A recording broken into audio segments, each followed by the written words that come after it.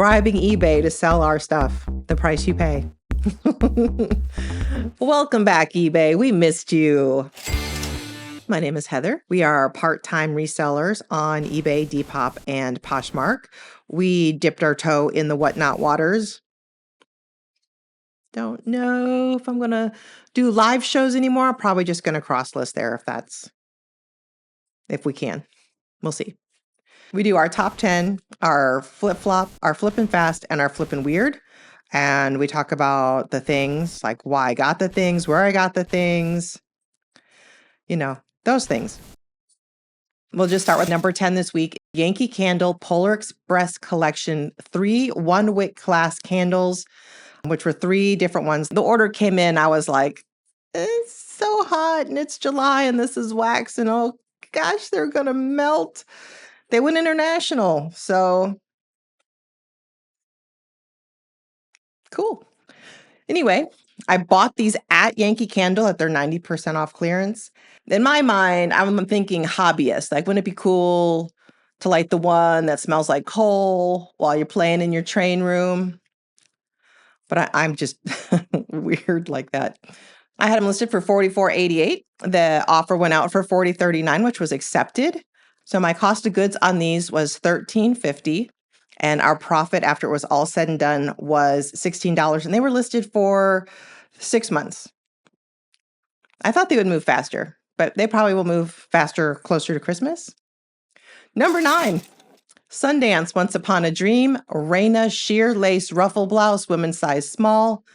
I got this at the bins. Sundance is a company people still look for because they have great aesthetics. This one, I think I used Victorian, Edwardian, cottage, and boho. Very pretty shirt, and it's cotton. No, I lied. It's 100% polyester, folks, but it was made in the U.S. It sold for an offer of $25, and our cost of goods at the bins is $1.25, and so our profit on that was $16.12. Number 8, lot of 2 new with tags, Jones & Company embroidered shorts, women's size 10. Both were navy blue. One had embroidered lemons and one had embroidered cherries. I got these at Clothes Mentor in Ohio. They were $2 a piece on clearance. These 2 were listed for 6 months, and that makes sense because these are summery. I don't look for Jones & Company clothing. It was the embroidery and the new with tags. If these did not have their new with tags, I probably wouldn't have bought them. But I also knew since they were the same size and a similar style that I could lot them. I had them listed for $39.88. Somebody sent a $28 offer, which I accepted. And after a $4 cost of goods, my profit was $18.96. Number 7, Duluth Trading Company Reserve Pinafore Jumper, women's size XXL, blue canvas utility work. I got this at the bins. Substantial Duluth Trading Company pieces tend to sell. I had it listed for $39.88, and somebody sent me a $31 offer, which I accepted. After cost of goods and fees, our profit was $19.68. It was listed for 35 days. Number 6, Freestyle Revolution Ultra Low Rise Micro Mini Shorts, women's junior size 11, black Y2K. The reason why these don't say vintage is because they were outside of the 20-year frame, but not by much. But these were ultra low rise micro mini short with super cute detailing. And I found these at the bins. These sold for our full asking price on Depop in 3 days. And I accepted several offers on these on Depop. If somebody sends an offer and you accept it, it's not binding. I love it when I accept offers and they don't pay for it, and then somebody comes in and buys it at full price. Thank you. Our profit on that was $22.42. Number 5, American Girl doll Felicity red cardinal cloak cape hood holiday winter 2008. I found this at the bins.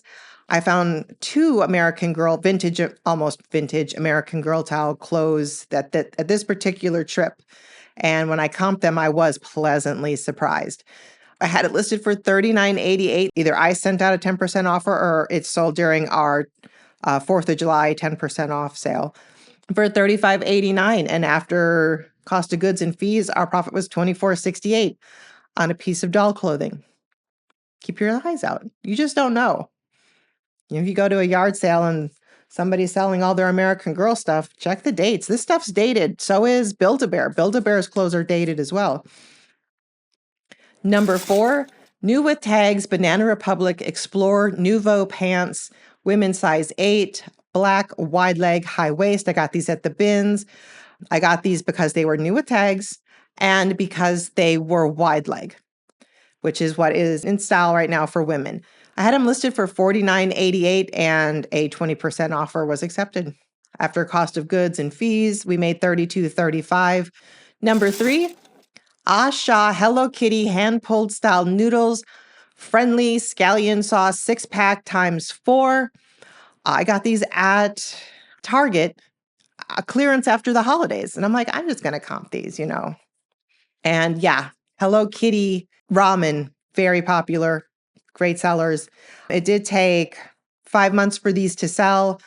This isn't the first food item we've sold. We also sold Post Malone Oreos as well for substantially more than we paid for them. We've lost track of cost of goods, making this profit on this $34.36, which I did not pay for them. So it was probably closer to a $25 profit, but that's neither here nor there. Number 2, vintage Ralph Lauren American Living cardigan sweater, women's size large, brown, red shawl. I got this at the bins. Somebody put this back and just laid it out on top of a pile of clothes. And I was like, that looks an awful lot like one of those Ralph Lauren cardigans. And it was not the bolos, which can go for like $300, $500, $600, $700, depending. It doesn't say Ralph Lauren on it anywhere. It just says American Living. And when I Google lensed it, it was a diffusion line at JCPenney's for Ralph Lauren. And this is similar enough to those really great Ralph Lauren sweaters that I was able to sell this sweater for $115. I had it listed for $149, which was completely arbitrary. There weren't any others. I mean, an American Living, this isn't my first American Living piece to sell either. Took a $115 offer because why wouldn't I? I got this at the bins. It was listed for just under 3 months, and my profit on this was $89.13. The bros didn't know what they had. Number 1 is our second Whatnot show, Polybags Unlimited, lot of 45, and our profit on those was $97.19. I don't want to do it again. That was so crazy, and it was so crazy. So we did a third show because when you sign up to sell on Whatnot, they give you these goals, and if you hit these goals, you get bonus money. So I'm like, okay, we'll do some more and see if we can hit these other bonus goals. And the third show was Christmas sweaters, and nobody bought nothing. 0. It's Christmas in July. It's too hot to buy Christmas sweaters. But yeah, if you're going to sell on Whatnot, pick a theme and stick to it. Because when you get followers, that's what they're looking for is your theme.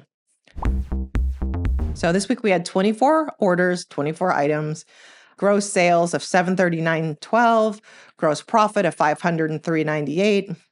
Our net average sale was $21 and our net median was $13.29. The bins was our most profitable, followed by personal closet and then clearance. eBay came back. Welcome back, eBay. We appreciate it. That took more than half of the week. We had like 3 consecutive days with no eBay sales. It was crazy. I mean, we've never, ever had such a slow situation unfold on eBay. So it was nice to have them bounce back. And to kind of like jolt that, we had a 4th of July sale from July 3rd to July 10th, 10% off our whole store except Lego. And we upped our promotions to 10% as well. And that worked. I mean, I don't like giving eBay that much money, but at least they showed our stuff to some people. Depop came in 3rd, followed by Poshmark, who also went silent. We were like, what's happening with Poshmark and Depop? And it was for days. We were like, where's everybody going? Like, what is happening? And it's like, we can't be out all gone on the 4th of July for this long. How many days do we account for traveling for the holidays? It turns out Nifty wasn't sharing and relisting and, all the things that Nifty does for us, which is our cross-lister platform that we use. So yeah, we should consistently check to make sure they haven't disconnected, because that happens apparently. Let's see, what are we doing? Flip-flop. Polly Pocket 4-inch dolls, lot of 2, blonde, pigtails, red, bun, two different dresses. I got these at Once Upon a Child. Cost of goods was $2.50, and this was like one of those grab bags they have on the wall with a bunch of stuff. And I don't know what else was in there that made me want to get it, but it wasn't this. And so our profit on this after it was all said and done was $2.83. Flip-flop was not necessarily a flop. We still made money, but it did take over a year to sell these, and we made just under $3. But there was something else in the bag that I was trying to get to, but it's nice to get, happy to get more money from it. Flippin Weird. Okay. Why would I call the Lululemon dual pouch wristlet wallet weird? I'll tell you why. I got this at the bins. Nobody else wanted it. You can tell this, but you can see it's dirty, but it's not dirty because I scrubbed it. This was such bad shape. I scrubbed it and scrubbed it and scrubbed it and air dry. It took days to air dry. I used Oxy on the white one. And guys, it sold on offer for $18 and our profit was $13.15, but it was in such bad shape. And even after, you can see it's still dirty. I still made $15 on it. Lululemon. When will it end? We haven't done the fast. Flippin Fast as the whatnot show. Blah, blah, blah. Well, again, see, if you look, the ultra low rise shorty shorts, micro shorts, 2 and 3 days. 2 and 3 days, guys. Took an $18, took 2 days to sell. If you can still find these Y2K ultra low rise shorty shorts, they're flying. Yeah. Both pairs sold on Depop. Depop is a hotbed for Y2K, but we sell all kinds of things on all of the platforms. It is not central to one. It really isn't. And then the slowest was the Polly Pocket dolls, which we talked about. It was almost 2 years. Listing activity, 18 new listings, 24 items sold, 133% conversion, and an average listed of 2.6 per day. You can see July 5th was the whatnot show. We did not. I mean, I said it last week, those whatnot shows are a lot of work. And I'm following one of these huge whatnot sellers on Instagram because her shows were so crazy and her volume is just like incredible. I think I'd just rather vicariously live through her than perform that crazy feat. It's impressive. And also was watching Frizzy's Finds do their whatnot shows, and what they just did, buying multiple pallets and then just running through it on whatnot. It's a feat to behold. It really is. I imagine that just absorbs your whole life for a few minutes there. And I bought stuff from both people. I'm not just voyeuristically doing anything. I was shopping. Don't tell my husband. He's right there. Also, we are trying to sell our house and move. So we're going to try to chronicle that as best as we can while doing it. Because we have a full-blown store in our house. The whole second floor of our house has been used for our store a year, just about. We have to make our house look like normal people live here. So wish us luck. So we haven't talked to realtors yet. That all starts next week. And we'll see what they say about keeping the store here or if we have to take it off-site. So we'll be chronicling that. Stay tuned. Anyway, thanks for watching and have a good day. Bye.